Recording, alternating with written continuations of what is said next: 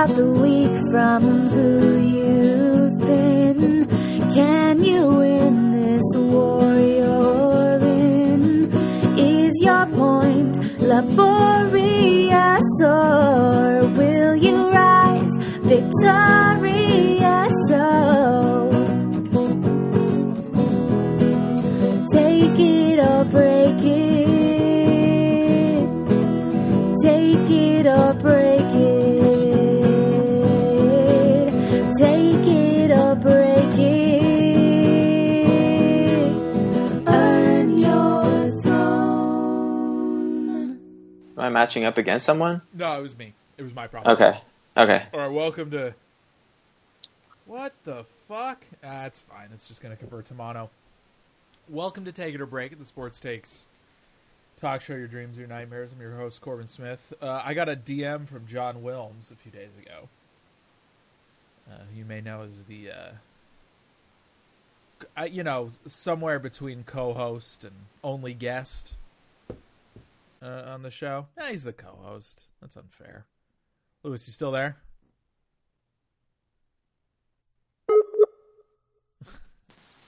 Can you hear me? Yeah, I got you. Okay. I got DM from John Wilmes, and he said, hey, this week, midweek, you're going to have Lewis Keane on. Just Lewis. And I said, okay, but why? And John said, I'm just tired, and Lewis said he wanted to do it. So, our guest today, he was right. As booked by John Wilmes, is Lewis Keane. What's happening, Lewis? I just had a transcendent experience I'm excited to share with the audience. It's always a pleasure when Lewis is bringing transcendence to the show. It's a slightly overcast day here. Uh-huh. It's a little bit rainy. Uh-huh. Los Angeles, California, for those who are somehow not familiar. And I steeped some tea. Uh-huh. And went for a walk in the kind of rainy weather. Uh-huh. And now... Is that it? That's it. And that was transcended. That's it. Well, it was all that, plus I avoided making a buffoon of myself at some point during the walk. Mm-hmm. So, How did you escape buffoonery? I had an opportunity to... So I was walking in a big raincoat, and I was not wearing the hood. Because, like I said, it was kind of nice, rainy, and it feels nice. You were letting it coat your face a little. Yeah. Yeah. It wasn't coating. It was more lint. Okay, whatever. It was dabbing on your face. Yeah. Yeah. And so I noticed someone walking across the street who was doing the same thing, but with the hood. And I wasn't going to, but I considered making a comment across the street saying, You considered yelling across the street. Yes, I considered yelling across the street that life is better without the hood on. Uh-huh. And I just decided that would be a ridiculous thing to do. Yeah, probably. So then there are contexts where that is true. For instance, if you're in the Ku I Klux wouldn't have Klan, just yelled that. I would have, life is certainly better without the hood when you're in the Ku Klux Klan. Correct. I hope you don't mind me saying that organization. Don't care for it. Well, I'm glad you brought up the KKK because I feel like that my people has been persecuted by leftist Twitter this week. Okay. And no, I'm not talking about Congresswoman Ilhan Omar. Uh-huh. I'm talking about two friends of mine. Okay. People I trusted. Uh-huh. When I posted this week that I was showing my sister Zion highlights at the bar, I got a couple of reactions that said Zion sucks. Uh-huh. And this is anti-Semitic. Uh-huh. Wait, who said Zion sucks? John Wilmes, Uh-huh. You've been on the record saying something along those lines. Uh-huh, yeah. Why don't you just tell us what your opinion on Zion is? Well, he's look, he was cowardly enough to play for Coach K, so I don't tolerate that. Why is playing for Coach K cowardly? Because it's Duke. Come on. It's Duke. Here I am, the Coach K defender. Hang on, let me send this to voicemail. Okay, thank you. Here, let me take a sip of my drink while I send this to voicemail. Work calls. When work calls interfere with work calls. Tasty sip of LaCroix. Oh, you're having LaCroix? Yeah, I got a lemon. I got a pack of lemon this week.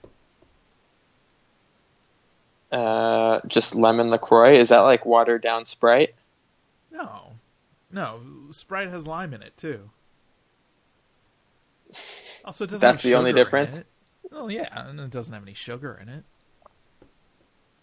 Just got a text from the person whose call I ignored saying, "No worries, I figured it out."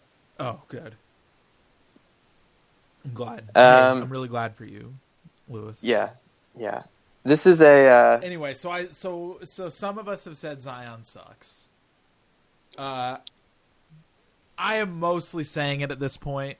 Okay, there's two reasons I say it. One is because he's on Duke, and for some reason I've ascribed to a University of North Carolina lifestyle. I mean, I don't root for the team. I just root against Duke. And second, it's less that Zion sucks and more of like a sort of broader feeling of malaise with the idea of draftable players on my part. And so when people say like, oh, look at this guy, he's going to kill everybody. I'm like, a piece of me is just always like, well, we'll see. I feel like there's been a lot of guys who were supposed to kill everyone recently, and they didn't really kill everyone. You're kind of sailing into the wind on this one, dude. Last year's draft was sick. And the year before that was really good, too. And even the ones that didn't work out turned out to be hilarious, like Lonzo Ball. Yeah, look, totally hilarious, Lonzo Ball. Yeah, but like, Ayton hasn't done much yet. He looks fine.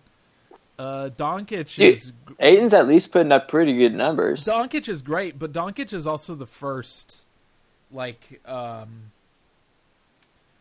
he's a player for whom his stats and the things that you could observe about him were as close to being objective as any other dude. Like, these guys who just kill in college, it's hard for me not to be like, they're bum slang. I will say, the last few weeks, Zion is basically racking up just like absurdist comparables, and that I'm starting to feel like this one's going to blow back on me when he ends up being an excellent NBA player.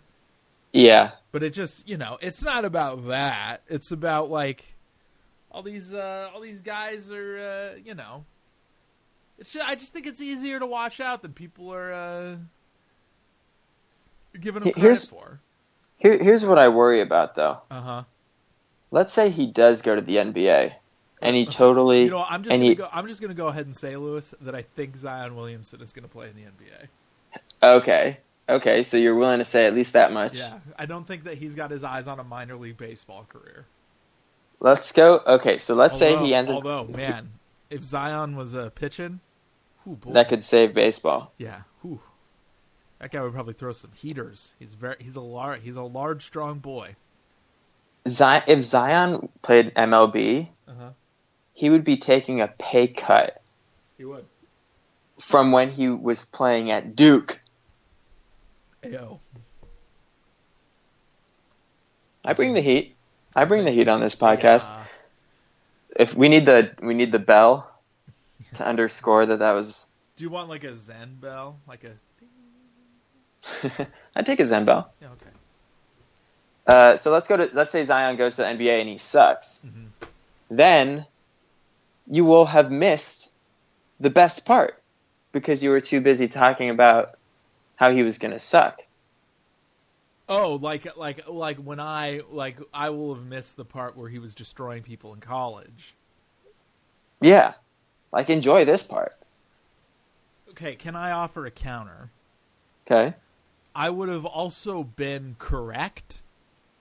And there's no greater feeling than being correct when everyone else was wrong, though, you know? Dude, there's something that's way better than that. What is that, Lewis? It's getting what you want. Uh-huh. Oh, This is a thing. This is a thing that I'm trying. Correct. I don't know if you know that I'm a white male. Like, this is the self-help portion of the program. Okay. Where I say 2019 is the year that I don't want any vindication in 2019. Uh-huh. I would rather just get what I want, because sometimes I'm content, not getting what I want, because I know in the long term I will have ended up being right. Uh-huh. But that doesn't feel good. That just makes me feel bad. Uh-huh. So even if you're right about Zion, you're not going to be happy in the end. You're still going to be bummed.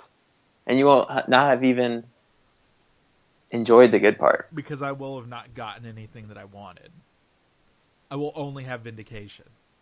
Yeah. But what do I want then? What do I want out of Zion Williamson? You want him to be as crazy as everyone says he's going to be in the NBA. Why do I? Because that would be so fun and that would be so cool. Like, we'd never had a guy like this before. Well, like, how sick would that be if we have one new cool superhero in the league? It's awesome. You're a Marvel guy. They can't get enough. They're just like, oh, a new guy who can do this, throw him in there. Let's see what happens. Throw him in the cauldron. The NBA's the cauldron here? Oh, yeah. Oh, wow. Okay. Sorry. I didn't know. Yeah, I guess that's true. That, on a certain level, I want to have fun watching basketball. And that if Zion ends up being good. But if Zion's bad, that could also be fun. Yeah, it could. What if he is just, insanely athletic, but he just bites on everything, and he's just, constantly flying everywhere and, running into poles and stuff. I've gotten as much pleasure out of JaVale McGee's career as I have, some standard good player's career, you know what I mean? Yes, but here's the problem with Zion is he's not playing in a vacuum, and him not being good would be what it would look like is what it looks like when Ben Simmons isn't good, mm-hmm. which is everyone just being like, oh, Zion, he's either a yes or a no, and this game or this one thing that he can't do is what makes him a no, and we'll just keep searching for the yes. That's what it would look like for Zion. It wouldn't look like, I don't know. It probably wouldn't look like JaVale. It would be JaVale sucking, yeah. Because he would also be taken high, and so there would be a moral crisis around it too. Exactly, yeah. You know what my least favorite thing is in basketball discourse? Give me a hint. Okay. Upon thinking harder about it, it's actually the way the casual racism sometimes gets embedded in it. But my least favorite non-consequential thing, it's when there's a player who gets drafted high and then doesn't turn out so good. And then there's, for the rest of his career, the people who write about and talk about whatever team he got drafted for say shit like, Donovan Mitchell taken 2 picks later, or whatever the fuck.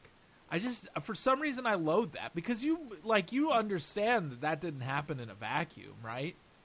And that first off, your organization might not have gotten that much out of whatever player you're talking about.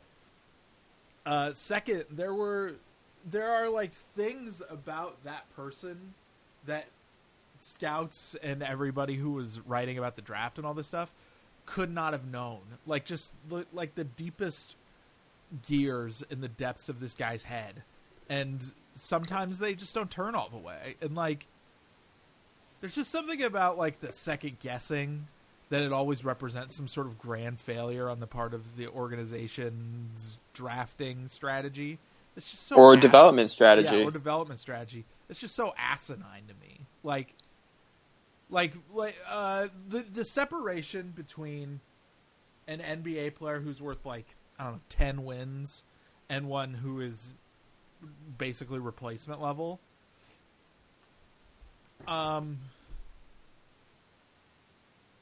From the perspective of you watching this 19-year-old who is overperforming in college, like there's such a huge range of outcomes in what you can observe out of it that I guess part of it is that like, and a little piece of me feels like I'm like declaring war on draftology when I say stuff like this. But anyway, what were you going to say, Lewis? It's a bell curve. I mean, I agree. It's a bell curve, and there just aren't enough. The sample just isn't big enough to see how far an NBA GM is like exceeding the bell, is on the righter end of the bell curve compared to just complete luck. Yeah, bingo. There's like Danny Ainge has made like 10 picks or something like that. Uh-huh. Like that's a very small sample for you to be really confident that it's anything besides luck that he did well. Yeah. Bingo. I'm having this feeling about luck in the NBA a little more these days, especially because I feel like since the game has so much three-point shooting now, like a single player can have a bad 2 weeks and just have like a massive regression. And then people who write about this happens on the This has been happening on the Blazers. I think with Aminu in particular, maybe some other players. Like they'll just have bad shooting 2 weeks, and because such a high percentage of their shots are 3-pointers, which are inherently less deterministic than a lot of other kinds of shots that players used to take, the people just lose their fucking They're super not deterministic with Aminu. Yeah, bingo. With Aminu, the guy just throws the ball up into the air and like he is a much better shooter on the Blazers than he was on the Clippers. It's been a while since he was on the Clippers, and I grant you that that's true, but also there are like months where he shoots like 29%. Yeah. He has bad months, but that doesn't mean that he isn't. Look, he's no Mike Scott. Yeah, so who among us? But he tends to round out over the weeks. But people just want to fucking lose their minds, especially over Aminu. I think it's because I want to talk to you about this now, because I forgot that you're a Clippers fan. Yeah. How did you feel about Aminu when he was on the Clippers? I was like, I thought he was very aloof and not going to be a good NBA player. You mean aloof? Like less than alert. Okay, but he was he was a rookie. Or he was like, Yeah, but he was a good. He was a very young player. Team, right? I think he showed defensive promise, but I would not go as far. He was a Clipper for 1 year. Where did he go after that? I don't think he was a Clipper more than 2 years. Or he definitely wasn't more than 2 years. He went to New Orleans in the Chris Paul trade. Oh, of course. And then he probably had a more sterling defensive reputation after that. Okay. I think he's... Yeah, but... No, I mean, his New Orleans reputation wasn't great either. Yeah, but this came up recently because apropos of the Chris Paul trade. Yeah, but he was an excellent defender. Yeah, he is a good defender. Yeah, he's great. Yeah, he's an excellent defender on the Blazers. He is inevitably valuable on the Blazers, but if he has 2 bad shooting weeks, like the fucking wagons come out immediately and they're like, maybe we got to trade Aminu, even though he's a decent percentage of the reason why the Blazers have a decent defense. For sure. With two teensy-weensy little guards and an assemblage of wings. What did you think of the Blazers' deadline? I think Hood is a decent acquisition for what they gave up for him. While also maybe if I might have to take a second to recognize that like there's a possibility that he just might end up being not good. But like I don't know, he has been good before, so whatever. They didn't give up much for him. I'm kind of a CJ McCollum nihilist at this point, and I think that they need to trade him for a comparable or assemblage of comparable players to actually get value out of that slot, which is to say him playing on the wing.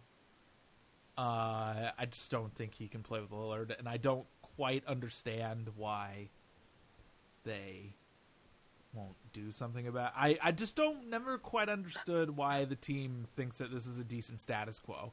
And I'm pretty sure most of it has to do with Olshey not wanting to trade dudes he drafted. Olshey recently gave an interview where he was like, Paul Allen died recently. Yeah, I heard. Olshey gave an interview where he was like, Paul. Yeah. Yeah, I heard about Paul was this. sentimental. I might want to try to trade somebody, but Paul liked him. And I was just like, that wasn't Paul. That was you. Everyone knows that. Come on. You think so? You didn't buy any of it? Nah, I'm pretty sure it was Olshey. I think he signed Aminu, so he drafted Aminu. Yeah. He signed Aminu. He was the lucky drafter for LA. Like he drafted Eric Gordon, Aminu. Yeah. And Eric Bledsoe. Yeah, he has a pretty high opinion of his ability to draft. Yeah.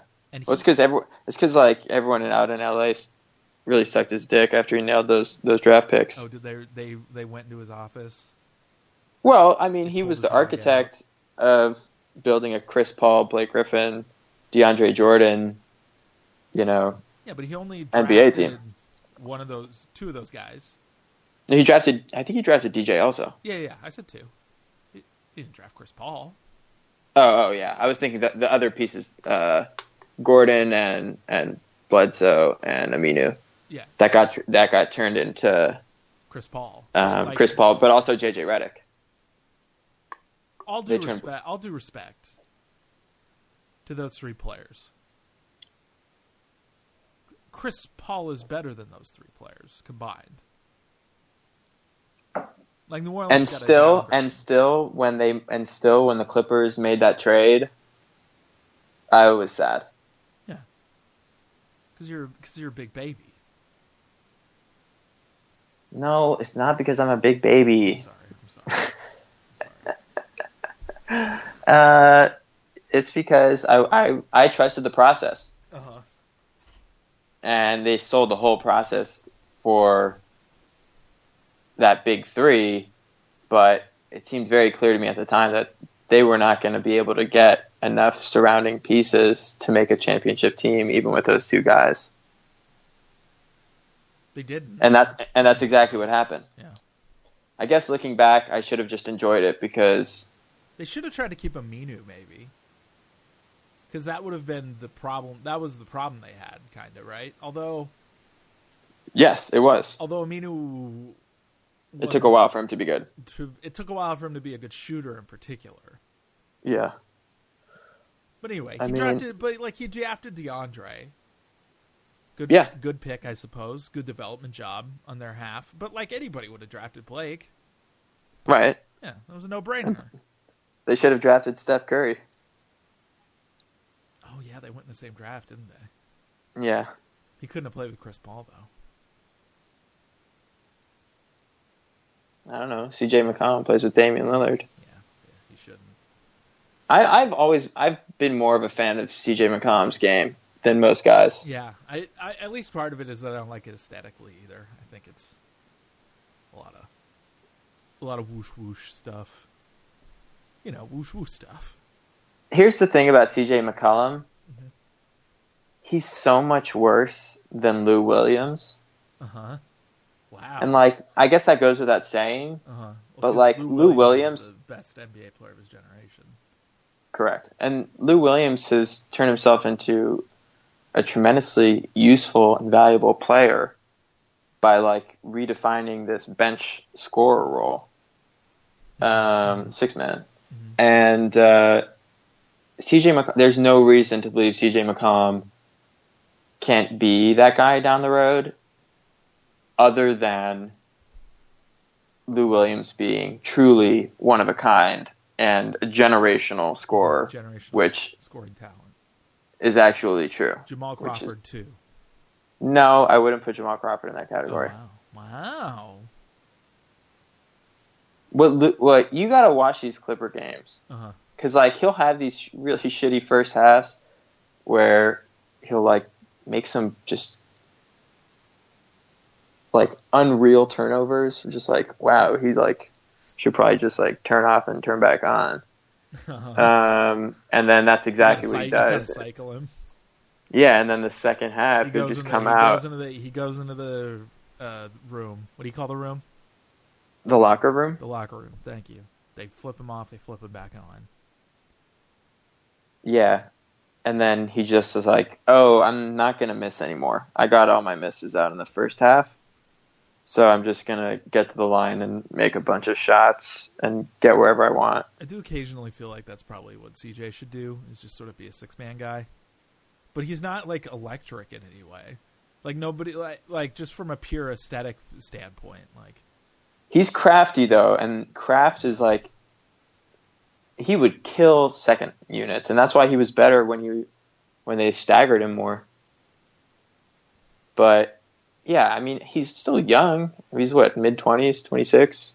Maybe a little younger than that. He's probably older than that, yeah, because he was a 4-year guy. Maybe he's, like, 28? 27, yeah. Basically like, dead. Yeah. Yeah, I take back everything I said. As a 28-year-old, I can just say definitively he's done. He's going to be going for walks in the rain with like with a big mug of hot tea very soon. What kind of tea did you make? Honestly, Lipton's. Damn. No. What are the other brands? It wasn't Bigelow. It wasn't Nestea, obviously. Was it Stash? No. Was it Tazo? No. Disgusting. Was it Tips? This is like our best ad read ever. Yeah. It's just for tea in general. Maybe Wazotsky? I don't even know if I've ever heard of Wazotsky. Let me see. This is mud tea in that I actually nicked it from my parents' house, and I was immediately punished for it. Yeah, it's Wazotsky. Oh, okay. I don't even know what Wazotsky is. It's Wazotsky blood orange and mandarin scent, and it like looks violet in the mug. I don't drink caffeine, but I like herbal tea a lot. That's cool. I mean, people who don't drink caffeine get like participation trophies a lot. Wow, what's that supposed to mean? Where's the ding? I don't know. I'm not looking for the ding. I don't like. We need an intern. We need an intern. You need an intern? Oh, we need like a soundboard guy. Oh! I count the dings ding. Exactly. Oh, okay. Is that it? Yeah, that's the ding. Oh wait, here's this. That's me flicking my mug. That was really powerful gentle. Sounds. That was so gentle. Hey, you can't be breaking a nail out in here. I got class later. Yeah, no, caffeine. I just hate caffeine. I fucking hate it. It just gives me an anxiety attack. Okay, question. Mm-hmm. Totally change the subject. Okay, finally. Would you, if I gave you a button, and I said, if you push this button, you can take away all instant replay in the NBA, and it goes back to complete human reffing, like, that's it. Mm-hmm. would you push the button? Yeah, sure. So in the last 2 minutes, an out of bounds call. Yeah. I think that Completely wrong. Completely wrong. This is what I think. I think that a game that ends... I feel like I am saying this as a Blazers fan, and that the second it went to hurt the Blazers, I would ascribe to conspiracy theories that were just hours, you know. I would be on YouTube fucking with an Alex Jones voice. But taking that out of... I like the idea of a game that ends in dispute. Why? Because I don't... Because there's something about a game about which you could argue either way that one team should or shouldn't have won, that I feel like makes it an object of obscurity. And there's something about sports inadvertently becoming an object of obscurity because of some act of incompetence that I'm just really all about. Damn, instant replay has spoiled you. Why? Because you're like, oh, it would be like a novelty if like games were screwed up, and like we'd be like thinking like, oh, that's interesting, Like, and know, it's like, obscure, you know, instead of being like, why does this happen all the time? Like when we have the technology to fix it. Because like you're like, oh, I wouldn't think that at all. I mean, I would, but but You would probably. Yeah, only when I had to do with the Blazers, probably. You would probably be like, okay, they should be able to institute just this kind of thing. Yeah, but I pressed the button. Right, but you press the button. So I can't. I would press the button in a heartbeat also. Because I feel like I just took shit from you for pressing the button, and now you're pressing the button. But for all the different reasons. Okay, all right, go ahead. Because for me, it's just about like one instant replay. I think introduces new biases, which are like somehow even more infuriating than like home team bias. Like what kind of biases does instant replay enter?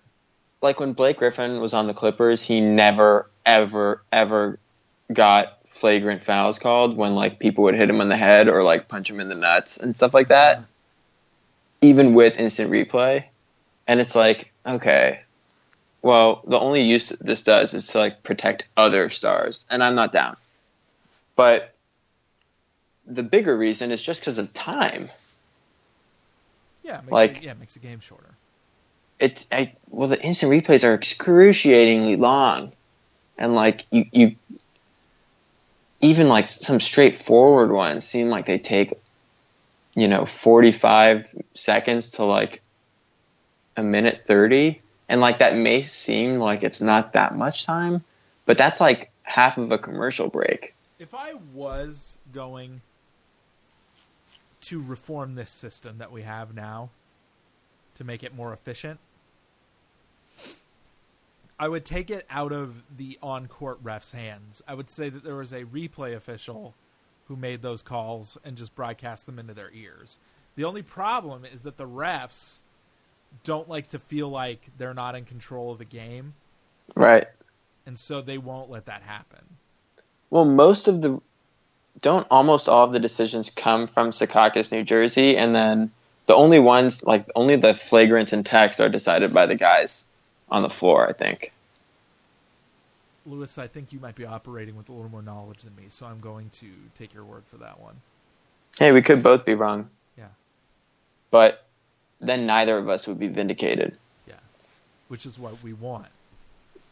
Which is what you want. I think that this is a real rightness versus getting what you want question. Right, and exactly. And I think the best way to solve replay is to have something like challenge flags, and then the way the replay works is the refs get to see the replay once, they make a call, and you move on. And they can review the whole play. So, like, if a guy knocks it off someone else's hand and it goes out of bounds and they review it, they're like, okay, but that was a foul. Or they could be like, no, we're just not changing the call. But you wouldn't just be, like, doing this excruciating, like, Xmo, like all this thing. They should get to see it once again in real time, and then make a call. Because that way you preserve the human element while making sure you get the really obvious ones. I have some news. Enes Kanter has agreed to a deal with Portland. Oh, back to where it all started at the Nike Hoop Summit. Thanks, Lewis. I don't know if I'm crazy about this idea. Dude, Nurk and Turk. That's what we're calling it.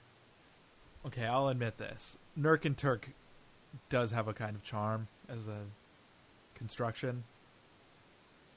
To the point where you just made me like it slightly more. I just don't think the Blazers needed a center who can't defend and is slow. I do like that he hates Erdogan, I guess. All right, I just put it out there. Uh-huh. Oh, good. Nurk and Turk. You're gonna see if it takes off. Yeah, we'll see. All right, looks like a few more of my tweets got deleted. I think they can delete 3,000 at a time. This. You know why I'm upset about this? Why? This is cutting my overall retweets like in half. Oh, yeah, because I'm the only person who retweets you. Yeah. I guess that's fair. Sorry, man. No, that's cool. I kept my archive. It makes it mean even more, honestly. If everyone did it, you'd just be like everyone else. Yeah. You're special to me, man. You recognize that I am one excellent person. Yeah. 100%. I took some questions. Yeah, nice. This is like really an interview special. What? I'm not. I don't think I'm interviewing you, Lewis. I'm interviewing you. Oh, okay. Do you just haven't. Ask, Okay, my next question is: do you want to hear my really scary story? Okay. Okay. I just want to say it feels like. You know what? Sure. Go ahead. Tell me a scary story. Okay. Are you sure? Yeah. It's pretty scary. Yeah, I'm ready to be chilled to my bones. Okay. So, I've been in this apartment for about a month and a half. Uh-huh. Love it. My roommates whip ass. It's really quiet. The neighborhood is great. Mm-hmm. There's no parking. Wonderful schools. Schools are, I don't know. Schools are probably good though. Okay. I mean, the teachers are getting paid a little bit better, which is good. Yeah, good to hear. And class sizes will hopefully be smaller. Mm-hmm. But no, it's a good neighborhood, and there's no parking. And I've been sitting pretty here. I've been having a great time. So I keep wondering, like, what's the catch? Wait, there's no parking. Wait, can we pause for a second? Yeah. Don't you drive everywhere though? Yeah. No, I don't drive everywhere. I have a car. Okay. But, I take transit most days. I take cars for trips that transit won't do. But. Okay. So we share a spot between two people, and then there's street parking. For some reason, in my mind, you drove everywhere, but I drive everywhere, but I take transit too. Okay. All right, go ahead. No parking. I've just been wondering, like, what's the catch of this place? And about a couple weeks after I moved in, I was making dinner in the kitchen, in the evening, and I saw one. I saw one. What'd you see? I saw, like a mini cockroach. Uh-huh. And so I killed it with the bottom of my peanut butter jar. Mm-hmm. Anyway. I would have just slipped a little piece of paper under him, let him free. Really? Is that something you can do with a cockroach? Are you that quick? Because yeah, they're pretty fast, aren't they? They're pretty fast, and they're not that friendly. Okay, here's the thing. I've been living most of my life not being exposed to these problems, but I would feel bad about killing that cockroach. Okay. I've put decon in my apartments before. You know what decon is? Is that poison? Yeah, it's rat poison, and Ooh. Yeah, because I've seen rats when I lived in Olympia. I basically lived in the woods, and so it was pretty easy to get mice. And I don't know, I feel bad about it because it's also really decon is basically formulated to dehydrate a mouse. So they'll brutal. Yeah. So they'll run outside to get moisture, and then they'll die. And I think that's a horrifying thing to do to a mouse, but also you can't coexist with mice. Yeah. Anyway, Yeah, mice would be and you can't definitely really coexist a problem. with cockroaches either. You know? You can't, and and that was it. That was the only catch. And we got a guy fumigate the place or whatever. I did wake up in the middle of him fumigating, which was pretty great. Felt like why were you in the house? I felt like I was playing Counter-Strike. No, we were supposed to get out at 8 a.m. or something. And they didn't knock on your door? No, the door was closed, and they thought everyone was out. So I woke up, and it was like fucking Counter-Strike. The guy had a serious mask, and I opened the door. He was like, "Whoa!" And I was like, "All right, I can't really breathe." And then I escaped, but it was fine. And I haven't seen any since then. I'm really glad you didn't get suffocated by cockroach poison, Lewis. Yeah, that would have been a hell of a way to go. And but that was it. We took care of it. And there's one other thing. My room is frigid. It's always very cold. Do you like that? No, okay. No, I don't. It really discourages me from getting out of bed. I love a frigid room. Yeah. No. You said it's frigid, and I went, oh boy. Oh no, it's. At least part of that is that I live a heavy blanket lifestyle. I can get a little sweaty. I live a 4-blanket lifestyle. That's my situation right now. 4 blanket and some clothes at the foot of the bed. And the other night there was also a Peruvian mirror at the foot of my bed, by which I mean on the bed. It's on the left side. I don't know if I know what a Peruvian mirror is. It's a mirror that's from Peru. Does it being from Peru make it special, or is that just where you got it? Well, you never know what's going to happen when you leave a Peruvian mirror face up on your bed when you go to sleep. You've heard of the fan, the Korean fan myth, right? Nope. Well, it's a myth, but it's a irrational fear kind of that you'll die if you go to sleep with the fan on in the room. It's a thing. Okay. Weird myth. Objectively not true. There isn't a Peruvian mirror myth, but there is a Peruvian mirror scary story. So the other night, because of the Peruvian mirror that was on the left side of my bed, I opted to sleep on the right side of my bed, and instead of sleeping underneath the 4 blankets, I slept on top of the 4 blankets because when I entered the room that night, I got home from hanging out with high school friends for the first time in many years. Good to hear you're hanging out with high schoolers again. It was toasty as a motherfucking ciabatta bread in here. It was so toasty that that your nostrils are drying up a little bit. You feel like you're being turned into toast. Like a thick heat. And so I think of toast heat as a dry heat, but Yeah, I guess it was a dry heat. It's coming from our central air. Okay. So we have vents in all the room for heating. And whatever. So I went to sleep, and to turn the lights off, I just pulled my lamp. I have a floor lamp to the right of my bed, and instead of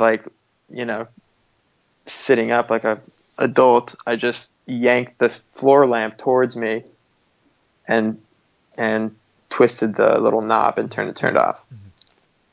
I put it back, and I started to hear like this little crinkling coming from the direction of the door. And like my air vent is above the door. And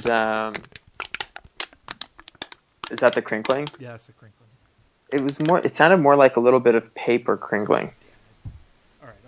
Okay. Some paper. Or it sounded like paper thrown into a fire. Yeah, kind of like that, except a little bit more muted. And I was like, "What is that?" And I thought, "Oh, maybe like." I had a bunch of like wild ideas that crossed my mind. Then I was like, I wonder if it's someone trying to like open my door really slowly. And so I like quickly grabbed the lamp back from the floor. Uh-huh. As a weapon? Twisted the knob. No, like as just to turn the light back on. So like I pulled this towards me. It's at like, a 50-degree angle with the ground. I turn it back on, put it back in place. Nothing. There's nothing. And this is like past midnight. So like everyone should be asleep. And I had just gotten home. So I thought, okay, whatever. I turn the lamp back off, put it back in place, go to sleep. Or try to go to sleep. The crinkling continues. Turn the light back on. Then I see right above my mirror, which is by the door, I have a piece of paper that's hanging out above it. It's a list of vocal warm-ups. Mm-hmm. I never use it, but it's nice. Sometimes you're in bed all day and then you have a phone call, or you have, you have to go. Vocal warm-ups? Hell yeah, baby. Okay. You want me to read you some? I'll send you the list. I've never had this problem before, so I. Well, how do you think I sound so good on these podcasts? Yeah, I guess because you do vocal warm-ups. Because I would if I needed to. Oh, okay. Because it's available, because you're prepared for them? Because I'm prepared. Okay. So I have this piece of paper, so I'm like, okay, I'll take that out. So I take that out. I figure, it's blowing in the hot air from the heat vent. So I pull the paper out, and the lights are back on. And I'm like, well, shit, while I'm right by the door, I may as well turn off this vent, because it's blazing as a motherfucker. And so, to close the vent, you have to pull the lever, on the right side of the vent. So I'm like trying to toggle this thing, and I like pull it down, and unfortunately pulling it down made it like blast even more. And as soon as I opened it up, a bunch of like dust crap like kind of flew out like all around me, and like landed a little bit on me, but most of it on the floor. Mm-hmm. So I was like, oh shit. So I looked down at the floor, and then I saw what had been happening. And oh look, there's one there right now. I was surrounded by dead mini cockroaches. Oh, Christ. All right, we'll be back after these messages. And we're back from our commercial break, I guess. Tea break. What? Tea break. Yeah, Lewis is getting some more tea. It was also a pee break. It's fine. Yeah, there we go. I took some questions. We're gonna answer them. Ready? Yeah, let's hear it. Sean Woodley at Woodley Sean on Twitter, friend of the program. Shouts to Sean. Shouts to Sean. Thanks for doing the Wilmes roll today. Yeah. Would a Sixers Celtics first round series be the best thing to happen to the NBA playoffs since 3-1? I presume that this means that they would be meeting as a third and fourth seeds, is the idea. Okay. Or fourth and fifth seeds. No, fourth and fifth, yeah. Or something along those lines. Or if the Sixers were in third and the Celtics really bombed out. I think that would be a lot of fun. Okay. Yeah, I don't know. I guess I'd be into it. Eastern Conference, something about a Eastern Seaboard rivalry always makes me feel like I don't feel more West Coasty than I do when I see Eastern Seaboard people screaming at each other about sports. Yeah. Yeah, I don't love watching the Celtics play that much. Yeah, I loathe that stuff. I love Kyrie, so they're not fun to watch, but I don't go crazy for them like I do some other teams, including Philadelphia. Yeah, Philly's fun. But I think the real question is, it would be good if Philadelphia just beat on them. If it was just like Joel just like embarrassing them straight up and like yes, and like watching the team sort of slowly dissolve and start to scream at each other, and like you can see Kyrie's eye looking towards the exit and all that shit, then yes, I want to see that more than anything. But if it isn't that, then I don't know. I don't know if I want to see like a 7-gamer. I just want to see I want to see the Celtics get beat really badly. I want to see Danny Ainge's job. But it would be better for them to lose to Philly than any other team. Yeah, I'm willing to go along with that. Who's the first seed again? Right now, Milwaukee. Yeah, no, too much respect there.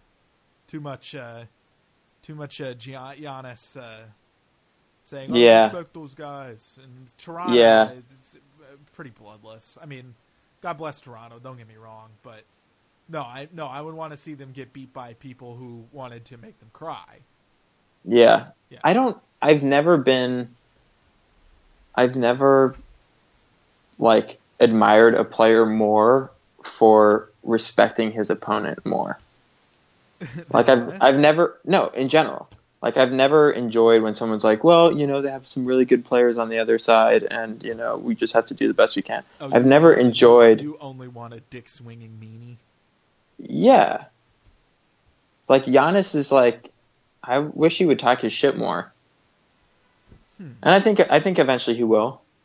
In that game recently when he's like, I'm the MVP. That was tight. I kind of liked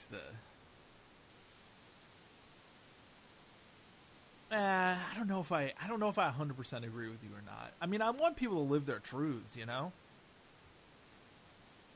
Yeah, but I feel like bulletin, quote unquote bulletin board material is too strong of a disincentive, or it's a stronger disincentive than it should be. Mm-hmm. Who cares what they have on their bulletin board?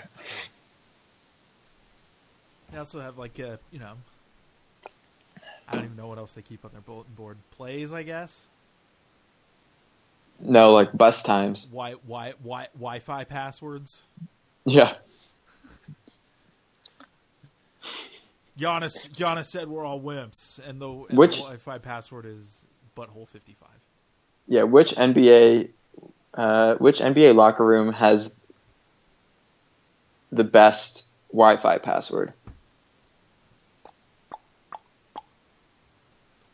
Okay, which NBA team has a 16-digit code with letters and numbers? The Mavs, 100%.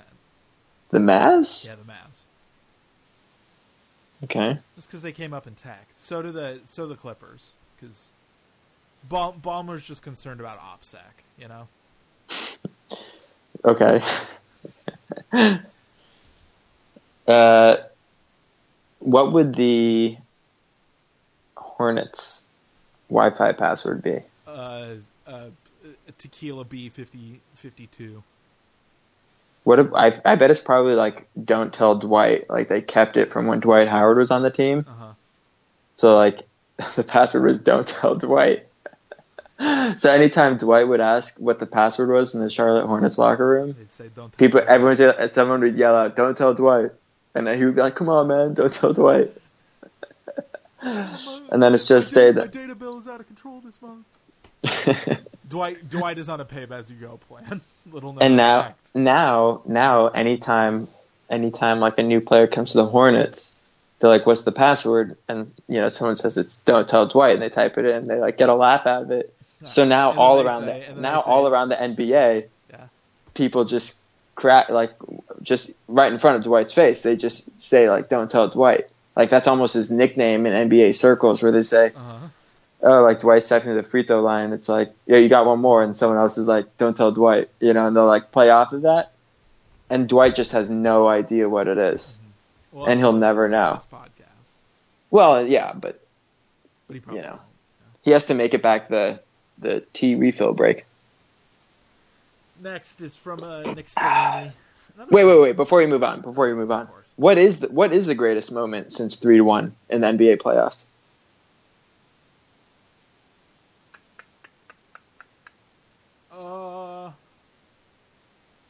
There hasn't really been a memorable final since 3-1, has there? No. No. God, I don't even know if I can conjure up what it is. What about like James Harden and the Rockets missing like 37 threes in a row? Oh, you know what? It's the game. It's the shimmy game. Mm-hmm. It's the Chris Paul shimmy. Oh yeah, when he made a shot and did a mocking shimmy towards Steph. Yeah, that's my. Can you believe there's people out there? That's my shout out to Wilmes for getting me on the pod. So I'm representing him with that answer. Yeah. But I think it's a good answer. Can you believe there's people out there who think that Steph Curry is cooler than Chris Paul? Dude, you're coming at me so late with this take. I am. No, because I was a Clipper fan when everyone was like Warriors, like let's just go watch the Warriors beat down on the Clippers' ass. And I'm like, dude, why is everyone all up on Curry? They just like they're modernism fetishists, man. Curry's like first couple years taking off in Golden State, like his first couple of Steve Kerr years, were like absolute hell for Clipper fans. Because of Chris Paul? No, because like the whole NBA like casual fan base just became Clipper like antagonizers, like anti-Clippers people. Why do you think they did that? Because they all became Warriors fans. Uh-huh. Like every casual NBA fan got a Steph Curry jersey in those 2 years. Posers. You're saying. I mean, posers, Warriors fans. I mean, you can come up with the term. Steph is a real fucking I am not difficult guy. And I just like who wants that out of the player they like the most? I've never understood it. Kids. Yeah, kids. But then why do adults? Fans. Fans. Yeah. Not mans. Nick Stellini, another friend of the show. I don't know if Nick's been on or not. I can never quite remember. Which Portland Trailblazer would win in a team-wide baking contest? Which Portland Trailblazer would win in a team-wide baking contest? Myers Leonard's wife would do it for him because she's like a domestic expert type lady. Yeah. And so he would win, but as of the if it was just dudes like doing what they do, I think it would probably be Aminu. Because I think he would cook some wild Nigerian baked good, and everybody would be like, "Wow, I've never had this before. Thank you, Aminu." This is a baking contest? Yeah. Aminu always looks the most stoned. Boo. Boo. Next is Johnny_GB. He wants to know why Bob Silverman blocked him. I don't know, man. I'm going to presume he deserved it. I'm sorry. He also wants to know who is the league's best 13th man. Who's the best 13th man in the NBA?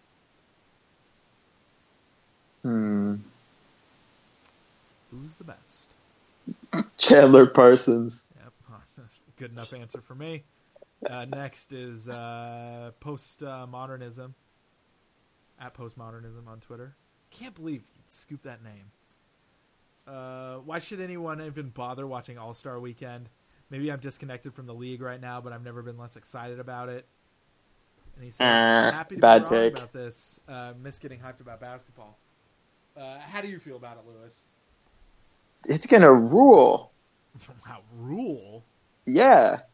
Okay, why is it going to rule? Fix your face, Smile. It's going to be... Have you looked at the starting lineups? I mean, I know it's the All-Star game, but they're stacked. Yeah, it's fun All-Star game. These teams are loaded.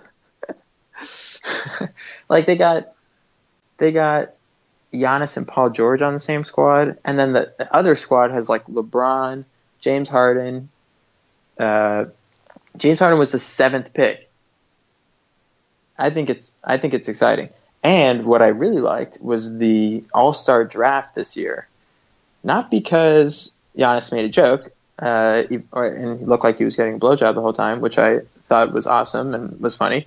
Wait, did he make a joke about looking like that? No, he just made a couple of jokes at LeBron James. I didn't watch it, so he was just...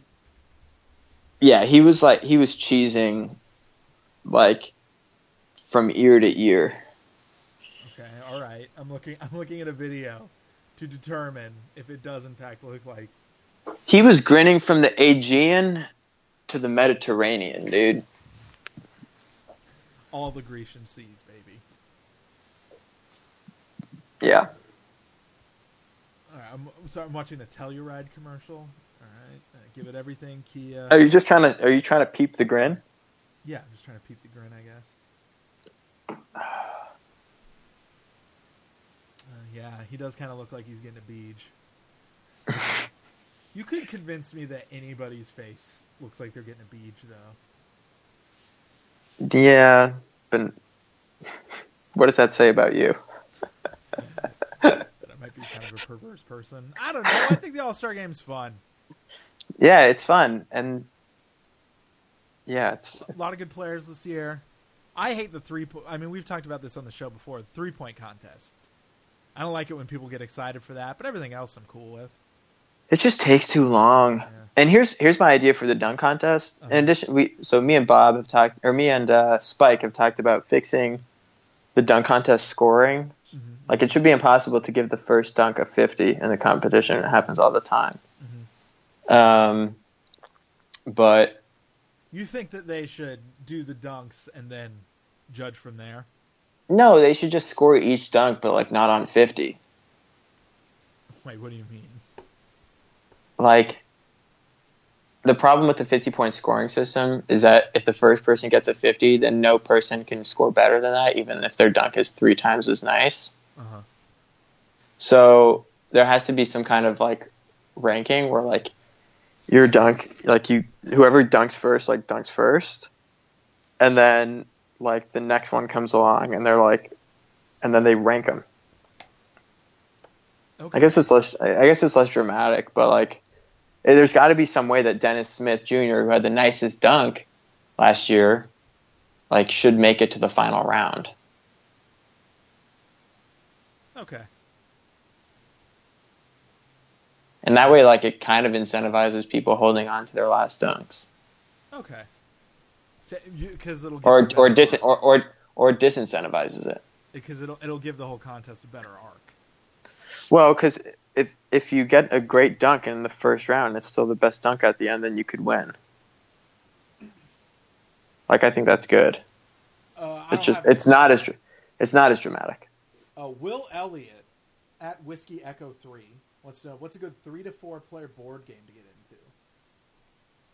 I'll let you take this one. I think Catan is really good for beginners, or not beginners, but just it's a good game to start if you haven't played board games before. God, it's been a minute since I played board games all the time. I used to for a while. I find Agricola's fun. It's expensive though. You like Pandemic? Nah, I never quite got into it. There's something about cooperative board games that just turns my brain off. Yeah, I get that. Getting together. I'm gonna look at the Board Game Geek list and tell you if I've played any of these and recommend them.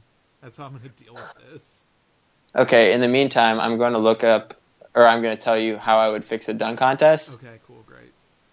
I would have the contestants unannounced. Puerto Rico is a lot of fun, even if it's about colonialism.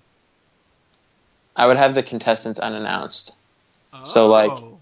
So no one would know who the dunk contest was. That would be fun. And then instead of like hyping you up about like some random G League guy that they got to play on the Suns for a week, like, you always like it when they do. Because they try to build the narrative of these guys like you've never watched play. Like Glenn Robinson III was like, okay, so he was really good, but like we haven't necessarily like accomplished anything here. I don't know. And then like some years like Donovan Mitchell like felt anointed last year. So instead of having that, if you said it's like spontaneous, then all of a sudden like someone who hadn't decided they were going to do it could just throw their hat in the ring the day of. Oh, so you just want like So there are all these NBA guys who are in town for All-Star. And like you have like Zach LaVine like do a couple of nice dunks, and everyone's like, "Oh, that's pretty good." But then like LeBron's like, "Fuck it, I can beat that. I can beat." You want LeBron to do it. I think you would get bigger names to do it if you had more spontaneity involved. All right. It would be more street legend and less corporate. You're trying to increase the street legendariness. Yeah, I just like. How cool would it be if like if some guy who wasn't unannounced, who was just like, you know what, screw this, I can do it. And maybe it wouldn't happen because people are like worried about hurting themselves. But I feel like you could. Somebody ever got injured in a dunk contest? Well, all those guys like warm up for like 3 hours before. But that would be fucking unbelievable if somebody tore their ACL during a dunk contest. Oh God. They would just cancel it. There would just be no winner that year. Yeah. It would just Would that be better or worse than someone like tearing their Achilles in the 3-point shootout? Somebody tearing their Achilles in the 3-point shootout would be, look, I hate to say it, it would be objectively good. Wow. Because the injury guy. Yeah, the injury guy, baby. No, because the 3-point shooting contest is it's neoliberalism, and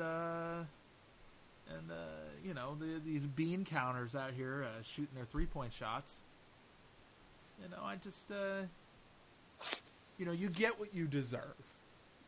Yep. Yeah. And what you deserve is 3 commercial breaks for like a 4-minute event. Yeah. Dick Barry wants to know, if you wanted to sabotage a team, chemistry, fit, or skill-wise, what player or players would you have them sign? If you wanted to sabotage a team? Yeah. And you're not allowed to say Melo. You're not allowed to say Melo. You are allowed to say Melo, I suppose. No, you're not. You're not. So what are the... Oh, okay. Wait, so the options are chemistry... Fit, or skill. Okay. So I think the real question is, who are the secret guys in this category? Okay, because chemistry, Jimmy Butler's going to do the job for you. Yeah, but like everyone knows about Jimmy Butler. Yeah, so who are... knows that, Yeah, book bin out on him. So Wilmes insists it's Pau Gasol. He says that Pau brings an energy that gets people bickering. Okay, I like this. I'll tell you who the reverse example of that is. Austin Rivers. Oh, because he brings people together. He's the chemistry saver. Because everybody hates him so much. No, because they don't. But I do think because he's probably perfectly reasonable guy to deal with interpersonally, But he probably does bring like a real sense that everybody is against your team, to your team, because nobody wants to see Austin Rivers succeed, really. I think that's okay. I get the joke. However, I think people. I think here's what I liked about him on the Clippers. I have a few guys in the NBA, and I ride for my guys. I mean, Austin Austin Rivers though. Are you sure Yes. that's a ride you should be on? Okay. Yes, because when everyone hated Chris Paul so much that Chris Paul didn't even believe in himself anymore, the only guy who thought the Clippers were going to beat the Warriors if they played each other was Austin Rivers. He's the only guy on the team who thought that. Okay. And you could tell based on how he played. And teams invariably need those guys more than they realize. Like one guy who's just like, oh, like they're better than us on paper. Well, this is like this is like, and then he takes that paper, wipes his bottom with it. Yeah, exactly. He's like, well, this game isn't played on paper, and anything can happen if you make some shots and you play harder. This isn't a board game. This isn't a 3 to 4 person board game you could get into. Yeah, he's like, this is a largely probabilistic game, and I'm going to take as many chances as I can.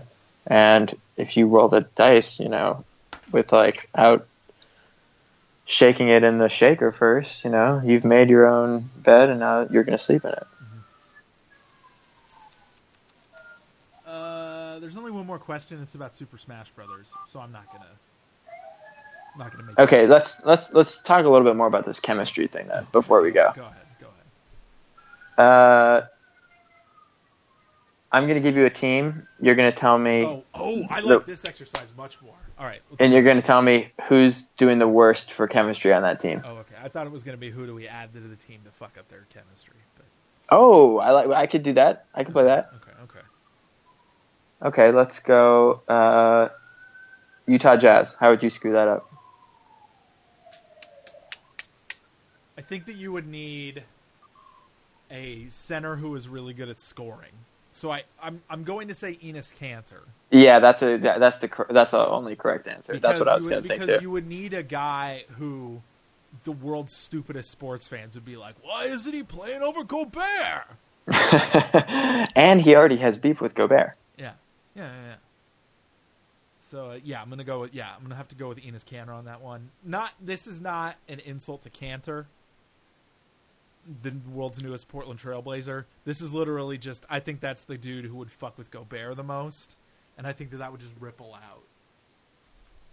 Nurk and Turk, baby. Yeah, Nurk and Turk. Let's do it.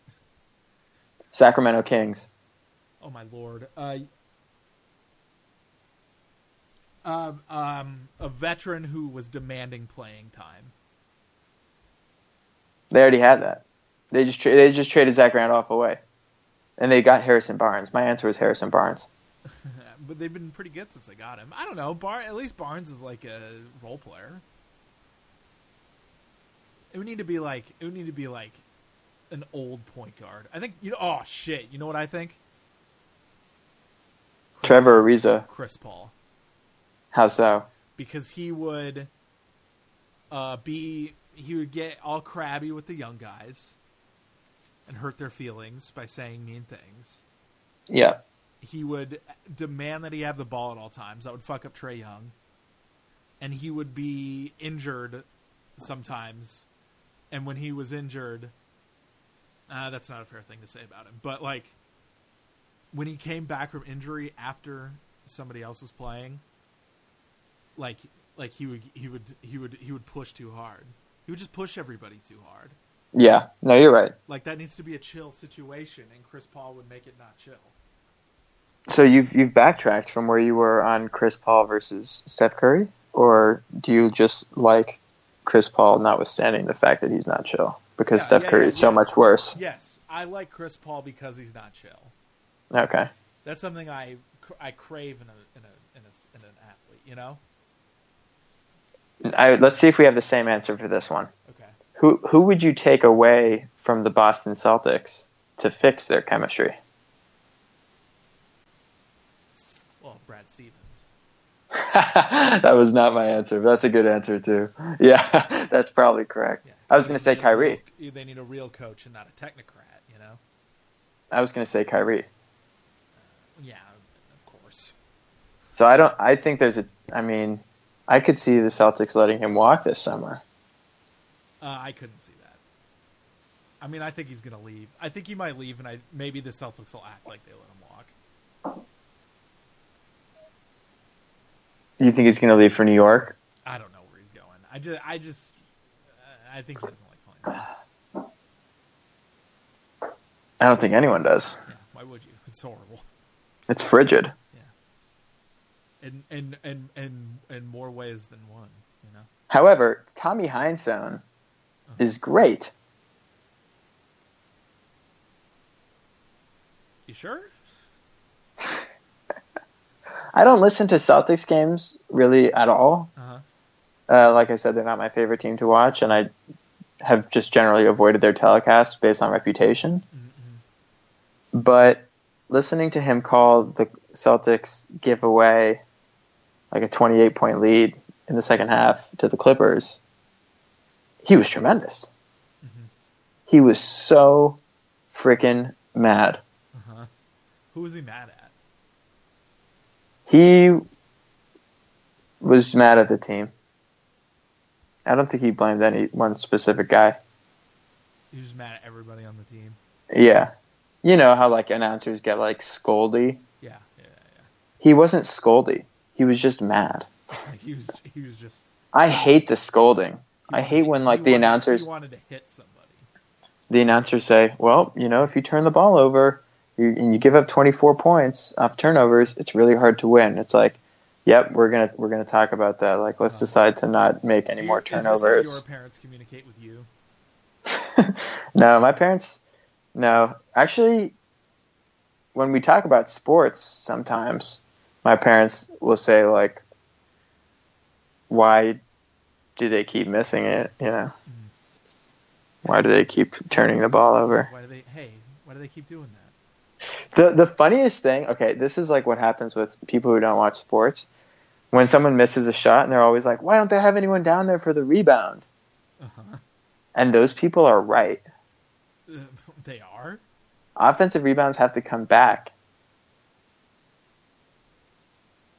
What do you mean? Oh, like aesthetically, just like the run, shoot threes, and then retreat. It's like, yeah, I kind of might be. It's like, you know what this is like? You know what the current NBA is? It's battleless. There needs to be some more battles. This is like the Civil War, where they just had all these like really portable cannons all of a sudden. So people were just getting like the shit blown out of them. This is like what the NBA is like now. They've invented this new technology, which is like shooting as many 3-pointers as possible. And so it's just completely obliterated everything else, like every other human aspect of the game. And people are just shooting cannons at each other for 48 minutes. And then like whoever's got the most dead people at the end wins. Wow. I don't feel strongly about it, though. Oh, okay. I think that we might have to end on this this particular observation. Lewis, do you have anything to promote? Or yeah, everyone should resubscribe to my newsletter. I had a newsletter about ABC's The Bachelor a few years ago, and I'm bringing it back. And so you can subscribe at tinyletter.com/batchletter. BACH letter. That's a fun title. Yep. You can also follow Lewis on Twitter at this Lewis _. No underscore. Did you get rid of it? Yeah, we're freeballing now. Oh. Was the underscore underpants? Correct. It was yes. I had no idea. You can follow me on Twitter at Corbin A. Smith, and you probably do. What else? What else do I do, Lewis? Well, they can't follow you on Twitter. Oh, I'm going to be back in a few days. In a day or two. Screenshot his tweets while you can. Yeah. I actually they got rid of another 3,000. Yeah, when my tweets are done deleting, I'm gonna unlock my profile again. So. Yeah. Too bad the Patriots are going to be world champions for a whole nother year. Shut the fuck up. You hate to see it. Yeah, it's just terrible. I'm gonna miss being locked because it's just really easy. It's just like really easy to be mean to people when you're locked. You know, Like because they can't see you, or you just feel free. You know.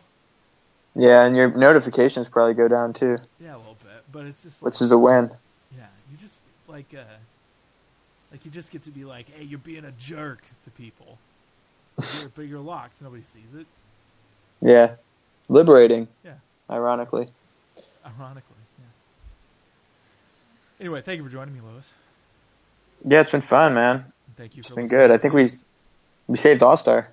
We did. Please rate and review this podcast on iTunes. Share with your friends.